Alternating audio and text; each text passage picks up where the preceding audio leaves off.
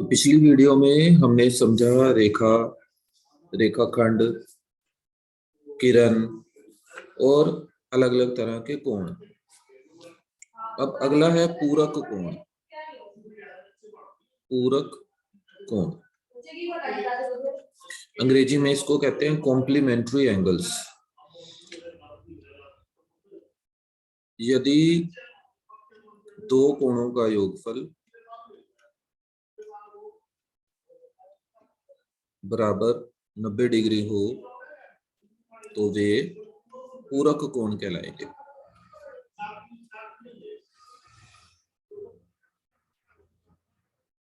ठीक है, शर्त यही है कि जो दो कोण हैं उनका योगफल 90 डिग्री होना चाहिए। जैसे 60 डिग्री और 30 डिग्री, दोनों का योगफल 90। 45 और 45, 45 जमा 45 90। 10 और 80, इनका योगफल भी 90।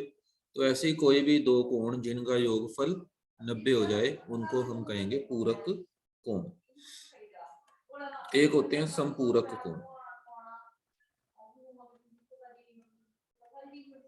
समपूरक कोण में दो कोणों का योग बराबर होगा 180 डिग्री।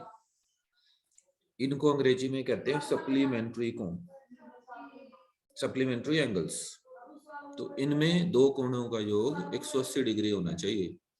जैसे उदाहरण ले 60 और 120 डिग्री। 60 जमा 120 180। ठीक है, ऐसे ही 90 और 90 डिग्री। इसी तरह से 110 और 70। तो हर जगह कोण जो है वो 180 का, दोनों का योगफल 180 बन रहा है, इसलिए ये समपूरक कोण है। ठीक है, इसके बाद आते हैं आसन्न कोण।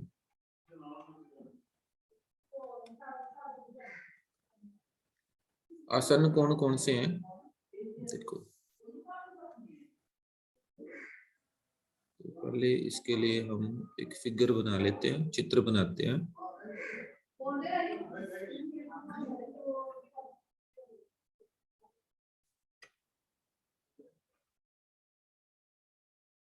तो ये कोण मैंने बना लिए यहाँ पर। एक कोण ये है और एक कोण ये है, इनको नाम देते हैं।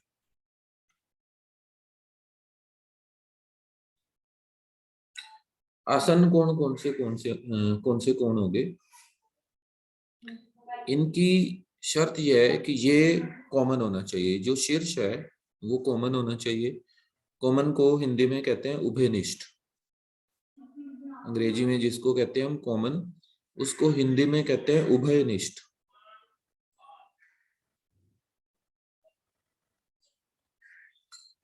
तो आसन्न कोणों की शर्त यह है कि कोण तो दो होंगे, उनका जो शीर्ष है वो कॉमन होगा यानी कि उभयनिष्ठ होगा, और एक भुजा जो है वो भी उभयनिष्ठ होगी। और जो भुजा उभयनिष्ठ होगी यानी कि जो भुजा कॉमन होगी वो बीच में ही होगी। ठीक है, तो एक ये वाला कोण और एक ये वाला कोण, तो हम कह सकते हैं कि कोण AOB और कोण BOC आसन्न कोण है।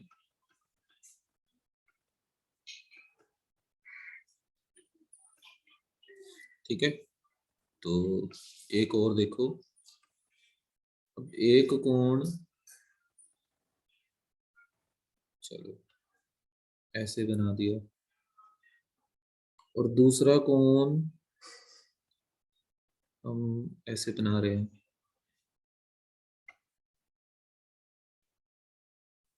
इनको भी नाम देते हैं। ये मान लो O, ये P, ये Q, ये R।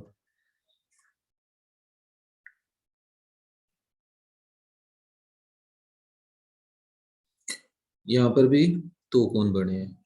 एक कोण का नाम है POQ, वैसे तीन कोण है। दूसरे कोण का नाम है QOR, इसका नाम POQ, इसका नाम QOR, और एक ये पूरा कोण है, इस पूरे का कोण का नाम है POR।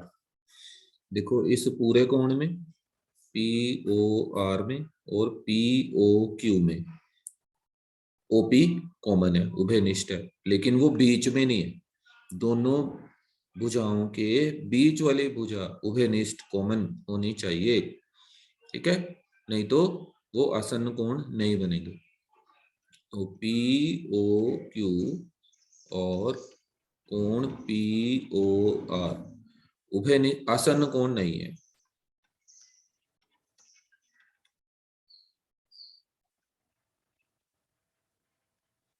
लेकिन कोण पी ओ क्यू, ये वाला कोण पी ओ क्यू और क्यू ओ आर, ये आसन्न कोण है, आसन्न कोण है। क्यों है? क्योंकि ये जो बीच वाली भुजा है ओ क्यू, ये दोनों में उभयनिष्ठ है, दोनों में कॉमन है। तो इसको अच्छे से ध्यान से हमने करना है। अगला है रैखिक युग्म।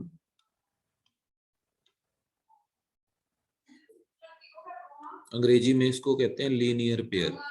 रैखिक शब्द आया रेखा से, ठीक है। तो यदि दो कोण एक ही रेखा पर स्थित हो, जैसे ये एक रेखा है और मान लो कि इसके ऊपर कोई कोण ऐसे है, ठीक है, तो हमारे पास दो कोण बन गए, एक कोण ये बन गया, एक कोण ये बन गया। लेकिन यहाँ पे क्या हो रहा है कि एक सीधी रेखा आ रखी है, तो हम कह सकते हैं कि ए बी एक रेखा है, और रेखा तो हमेशा सीधी ही होती है। और ये जो किरण ओसी है, किरण ओसी रेखा ए बी पर स्थित है, तो मैं रेखा का चिन्ह बना देता हूँ, रेखा ए बी पर स्थित है। तो इससे क्या हुआ कि ये जो कोण ए ओ सी, ये वाला कोण ए ओ सी जमा कोण बी ओ सी, इन दोनों कोणों का योगफल 180 डिग्री होगा। क्योंकि जो ए ओ बी है वो तो सीधी रेखा है और वो एक ऋजु कोण है। सीधी रेखा हमेशा एक ऋजु कोण बनाती है, 180 डिग्री का कोण बनाती है। तो इस रेखा के ऊपर अगर हमने एक किरण बना दी, तो ये जो दो कोण बने इनका योगफल 180 डिग्री होगा, ठीक है। तो हम बार बार इतना सब नहीं लिखेंगे। जैसे अब AOC जमा BOC बराबर 180 लिख दिया, तो यहाँ पे हम लिख देते हैं रैखिक युग्म।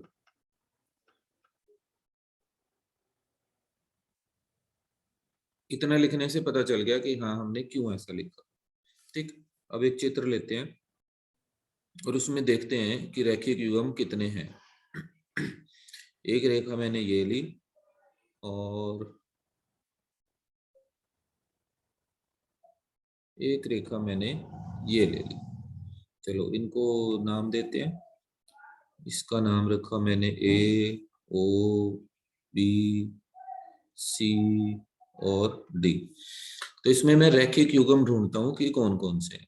देखो एक कोण ये है, एक कोण ये है, इन दोनों का क्योंकि COD एक रेखा है, तो एक रैखिक युग्म तो मुझे ये मिल गया। लिख लेते हैं AOC जमा AOD बराबर 180 डिग्री।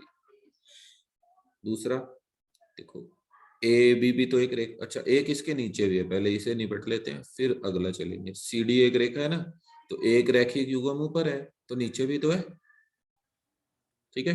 तो इस कोण का नाम आ गया BOC या COB, जैसे मर्जी लिख लो।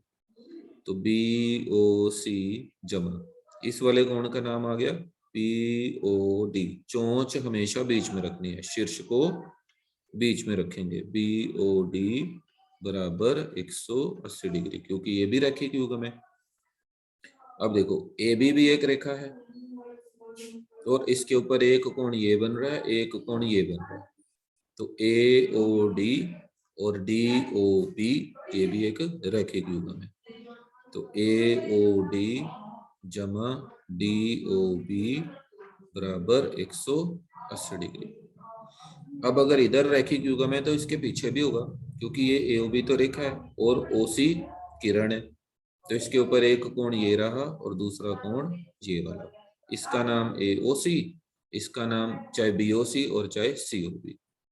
तो कोण AOC जमा कोण COB बराबर 180 डिग्री, और ये आ गया हमारा रैखिक युग्म। अब अगली अच्छा, इन दो रेखाओं को क्या कहते हैं? ये हैं प्रतिच्छेदी रेखाएं। प्रतिच्छेदी कैसे? एक दूसरे को काट रही हैं, इसलिए इनको कहते हैं यहां पर AB व CD प्रतिच्छेदी रेखाएं हैं।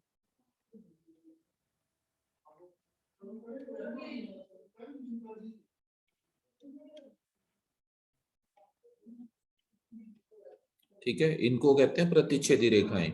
और अगर दो रेखाएं, अच्छा अब इनके बारे में विचार करूं, एक रेखा मैंने ये ले ली और दूसरी रेखा मैंने ये ले ली, तो क्या ये प्रतिच्छेदी रेखाएं हैं?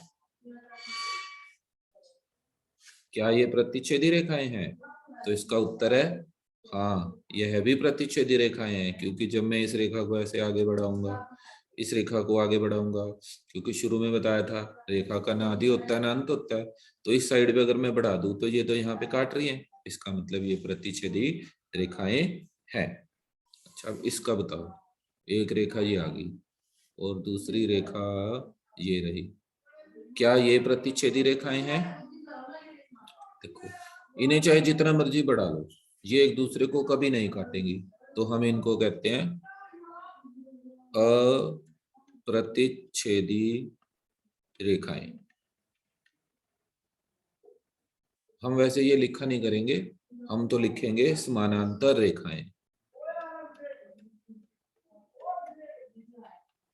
संधि विच्छेद करके देखें समानांतर का, समान है अंतर जिनका, तो प्रतिच्छेदी रेखाओं में हम जिधर से मर्जी चेक कर ले, यहां से देख लो, यहां से अगर इनके बीच की दूरी h है तो यहां से भी इनके बीच की दूरी h होगी, और यहां से भी इनके बीच की दूरी h होगी। h कुछ भी हो सकता है, 1 सेंटीमीटर, 2 सेंटीमीटर, 2.5 सेंटीमीटर, 7.6 सेंटीमीटर, कुछ भी हो सकता है, लेकिन जो भी होगा इनके बीच में जो लंबवत दूरियां होंगी वो हमेशा समान होगी, इसलिए इनको समानांतर रेखाएं बोलते हैं। ठीक है।